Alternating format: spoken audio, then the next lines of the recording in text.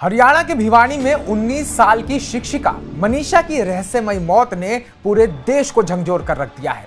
लेकिन इस केस में अब एक ऐसा नाम सामने आया है जिसने सनसनी मचा दी है। जी हां, कुख्यात गैंगस्टर लॉरेंस बिश्नोई का नाम। जेल की सलाखों के पीछे बैठा ये गैंगस्टर इस हत्याकांड से कैसे जुड़ा? क्या उसकी धमकी सिर्फ एक डराने वाला खेल है या फिर इसके पीछे कोई गहरा राज छिपा है? आइए थ्रिलर जैसी कहानी में गोता लगाएं और जानें कि मनीषा की मौत का सच क्या है और इसमें लॉरेंस बिश्नोई की एंट्री कहां से हुई। नमस्कार, मैं उत्कर्ष प्रताप सिंह और आप देख रहे हैं TV9 भारतवर्ष। बात शुरू होती है 11 अगस्त से। मनीषा एक मेहनती और होनहार शिक्षिका जो अपने सपनों को सच करने की राह पर थी। 11 अगस्त को वो अपने स्कूल से निकली और नर्सिंग कॉलेज में दाखिले की जानकारी लेने गई, लेकिन उस दिन वो अपने घर वापस नहीं लौटी। परिवार ने पुलिस को सूचना दी, आसपास तलाश की गई, लेकिन मनीषा का कोई अता पता नहीं चला। 2 दिन बाद 13 अगस्त को भिवानी के एक सुनसान खेत में उसका शव मिला।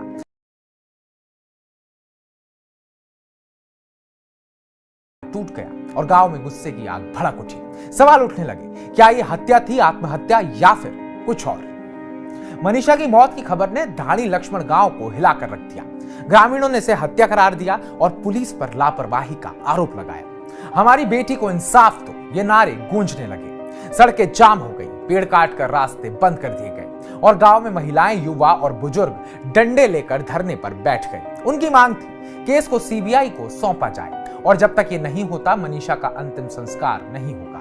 हालात इतने बिगड़ गए कि सरकार को भिवानी और चरखी दादरी में 48 घंटे के लिए इंटरनेट और SMS सेवाएं बंद करनी पड़ी, लेकिन गुस्सा थमने का नाम नहीं ले रहा था। पुलिस ने शुरुआती जांच में दावा किया कि मनीषा ने जहर खाकर आत्महत्या की। भिवानी SP सुमित कुमार ने कहा, शव के पास एक सुसाइड नोट, आधार कार्ड और कुछ दस्तावेज मिले। पोस्टमार्टम में जहर की पुष्टि हुई। पुलिस ने यह भी कहा कि 2 पोस्टमार्टम, जो कि एक भिवानी और एक रोहतक PGI में हुआ, उसमें रेप या यौन शोषण के सबूत नहीं मिले। गले और शरीर पर जो निशान थे वो जंगली जानवरों के काटने के थे, लेकिन मनीषा का परिवार और ग्रामीण इस थ्योरी को मानने को तैयार नहीं थे। मनीषा के पिता ने गुस्से में कहा, मेरी बेटी आत्महत्या नहीं कर सकती, यह हत्या है और पुलिस सच छिपा रही है। परिवार ने तीसरे पोस्टमार्टम की मांग की, जो दिल्ली के एम्स में हुआ। और फिर आया इस केस का सबसे बड़ा ट्विस्ट, लॉरेंस बिश्नोई का नाम। जेल में बंद इस गैंगस्टर के गैंग ने सोशल मीडिया पर एक धमकी भरा पोस्ट डाला है जिसमें सबके होश उड़ा दिए। पोस्ट में लिखा था कि अगर हरियाणा पुलिस मनीषा को इंसाफ नहीं दिला पाई तो वे खुद दोषियों को सजा देंगे। लॉरेंस का करीबी कनाडा में बैठा गोल्डी ढिल्लो इस पोस्ट में शामिल था।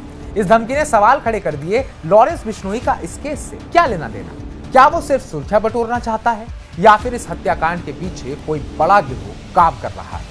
कुछ लोग कहते हैं कि लॉरेंस का गैंग इस मामले को हरियाणा में अपनी ताकत दिखाने के लिए इस्तेमाल कर रहा है। लगातार विरोध और महापंचायतों के दबाव में हरियाणा सरकार को आखिर झुकना पड़ा।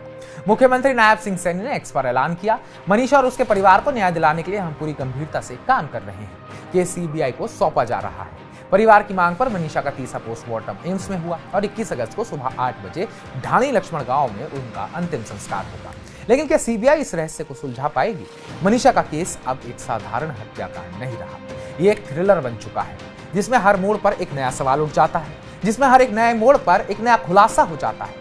पुलिस का आत्महत्या वाला दाव, ग्रामीणों का हत्या का आरोप और अब लॉरेंस बिश्नोई की धमकी, ये सब किस ओर इशारा कर रहा है? क्या मनीषा किसी बड़े षड्यंत्र का शिकार है? कमेंट बॉक्स में कमेंट कर हमें जरूर बताइएगा कि आपको क्या लगता है, आखिर मनीषा के साथ क्या हुआ होगा और क्यों लॉरेंस बिश्नोई इस मामले में घुस रहा है। बाकी ताजा अपडेट्स पाने के लिए TV9 भारतवर्ष को सब्सक्राइब कीजिएगा।